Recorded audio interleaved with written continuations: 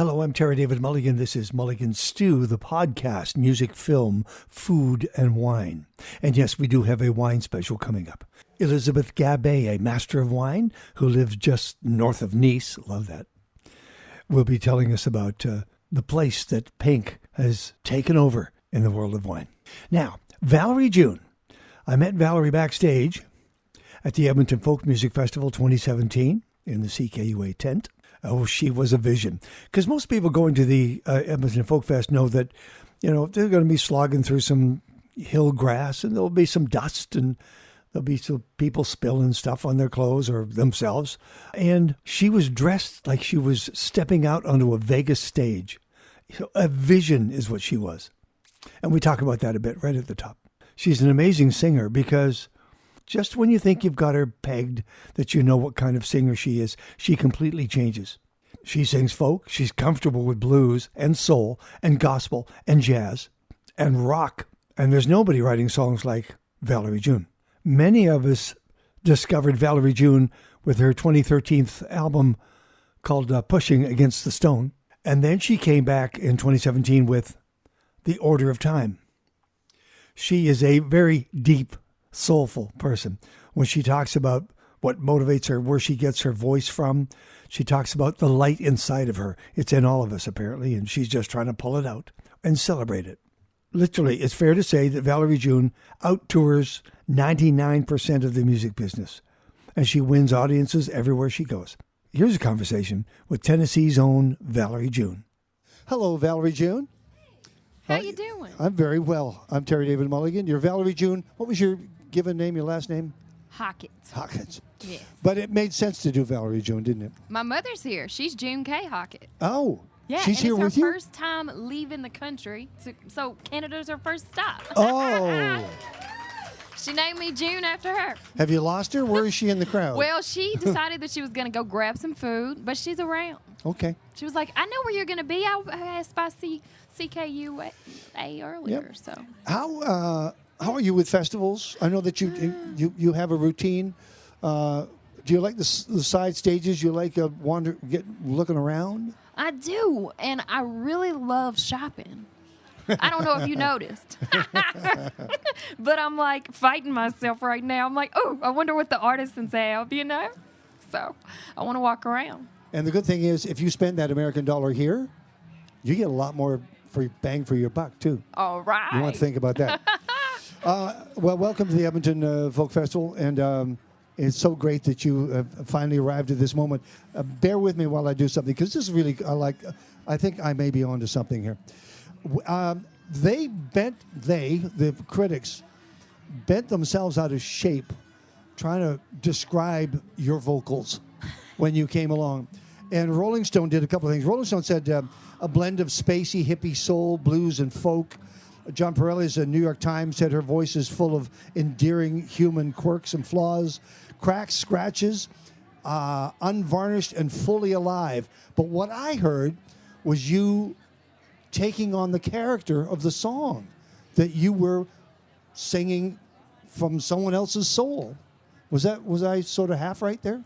I do think the way you described it is very true, because I hear voices and they sing me the songs and they all sound different. So like on a song like With You, which is one of the songs on our new record, Order of Time, it's a playful, light voice I heard. So when I sing it, I try to honor the voice that I heard, and I'm the servant of the song, and I try to sing it the way I heard it first, So I don't know where this voice comes from, where the different voices come from. So maybe there are other souls and they're out there, and I just get tuned into them like a radio dial getting turned, and I pick it up and I give it to you.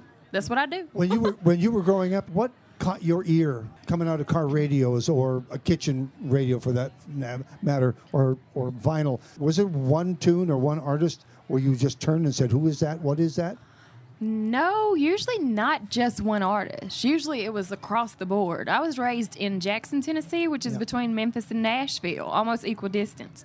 And we got a lot of like soulful and like Sun Studios vibe from down in Memphis way, but then country music influence from the Nashville way, and then going to church every single Sunday and having that, and then my father promoting in R&B and getting to meet people like Bobby Womack, and so I had so many different influences. And then we had a great Southern rock radio station that I loved listening to, and they would play like all singer-songwriter type stuff. So I heard Carole King, James Taylor, Pink Floyd. I mean, endless, like Van Morrison, Tracy Chapman. I mean, endless. Wow. So I just listen and say, man, I like that.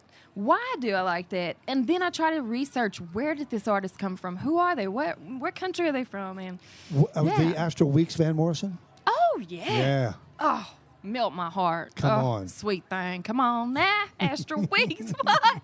Madam George. It's an amazing album you can play over and over. You can leave it for a year, come back to it. Yeah, you sure can. When did you find your voice? Where? How? Well, I say that I'm still finding it because voices change. Yeah. So every time I wake up in the morning, I have to find my voice that day. Early in the morning, I sound like, man, I can sing all the bluesy stuff early. As I go through the day, by the end of the day, shoot, I can hit an Alison Krauss note. And who are you when you walk out on stage? Tell me about the metamorphosis that happens internally with you. Wow. That is something. With this record, I can say, and even my record label, they noticed that I'm performing differently because I just think about being on the stage just as my playground now. And I just want to be all over it and dance around and play and just have fun up there. Versus before, I was so nervous all the time. And I'm still nervous. But now I can just spin and do whatever I want to do. And if something goes wrong, feedback, or if there's a crack, a hiss, a pop, no worries. Just have fun, Valerie June is with us. This is Mulligan Stew, CKUA. We're at the Edmonton Folk Music Festival. Hello, audience. Which songs have we attached ourselves to as an audience? Which ones do you feel that we're leaning forward into in anticipation? Well, definitely from my earlier record, Pushing Against the Stone, Somebody to Love. Yeah. Every single time I sing that, I see people singing it in the crowd, and it makes me happy.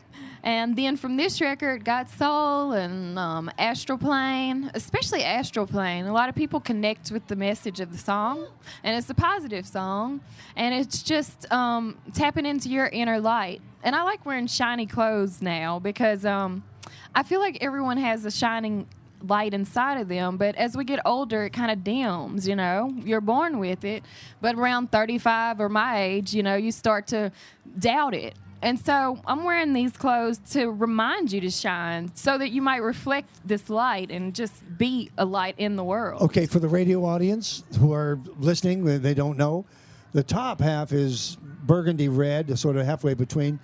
The skirt is pleated and it's flash silver. The boots are silver with silver tassels on the back. The socks are red. The hair is large. The glasses are rhinestone, and the necklace, it's a full thing. Shine, right? You're doing it. You mentioned cleverly, and I thought, The Order of Time, which is the new album. Is this your journey? Is this your time that you're singing about? I know you talk about voices, but you're in there. You're the vehicle. Yeah, I do have a responsibility to just be in the song. And the message of the songs change, from year to year for me. So I listen to the song, and sometimes I listen to it from the perspective like maybe it's a love song, and maybe I'm thinking in terms of my personal love relationship. But then I listen to it, what about my relationship with God? If I listen to it as a spirit, and I'm not talking about it as a human being connection, but a connection with something greater than me. Or what if I listen to it and I listen to it as like, my relationship with myself, like, slip, slide on by, these kinds of moments where you need to, like, just slip right through this lucky moment in your life and just be grateful, Maybe it's a message to myself. So I listen in different ways, Now, there's a word that I didn't expect to hear, lucky moment, because luck has a lot to do, timing has a lot to do with people's careers in this business, as you well know, but nothing trumps hard work. And that's what you've been doing. Hard work. A lot of it. And I don't know. I started working a long time ago with my father's company, and I feel like if I didn't have some work and some goals and things to do, that I'd be getting super bored. So I'm glad that I have all of these things to do, you know. Valerie June, on one of the side stages today, they just just wrapped up. Basically, it was a side stage on protest songs, or are there protest songs?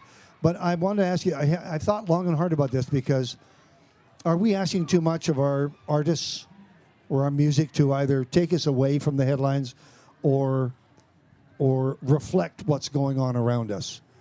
Like movie makers say the same thing. Do I want to let people lose themselves for 2 hours, or do I want to show them the reality? Where are you with that? I love the fact that, okay, last weekend I performed right before Mavis Staples, and I love Mavis Staples so much. She marched with Martin Luther King. Yeah. She is still here, 76 now, and she's still spreading that message of joy, that message of unity, that message of feeling your inner strength and your power. And I think that is as political as anybody needs to get.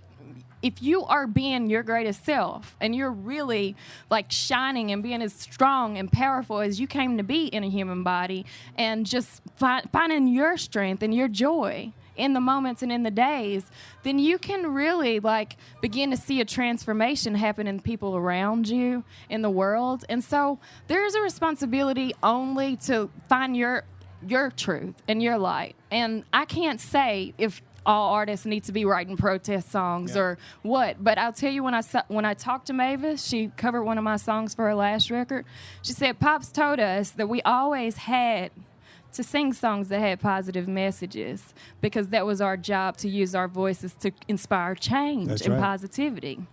So I feel artists are called to do that, to shine a light on these moments and like just be strong and like give people like uplifting, because that's how I feel when Mavis sings a song. I lift up off the ground like 10 feet and I just want to dance. Totally. So that's our job. Okay. As long as we're doing that, we're cool. Have yourself a great set tonight. I'm going to have fun. A hand, please, for Thank Valerie you, Terry. June. Valerie June is going to break some hearts tonight. Her name is Valerie June. She has 2 albums out there, with a third coming shortly. Pushing Against the Stone started out her career in 2013, and the latest is The Order of Time. Our thanks to Valerie June for sitting down with us at the Edmonton Folk Music Festival. This is Mulligan Stew, the podcast, music, film, food, and wine. And I promise that wine interview about rosé and how it's starting to dominate the wine world is coming your way very shortly. If you'd like us to send you our podcast, just subscribe on Spotify, Google Play Music, or Apple Podcasts. And thank you for listening.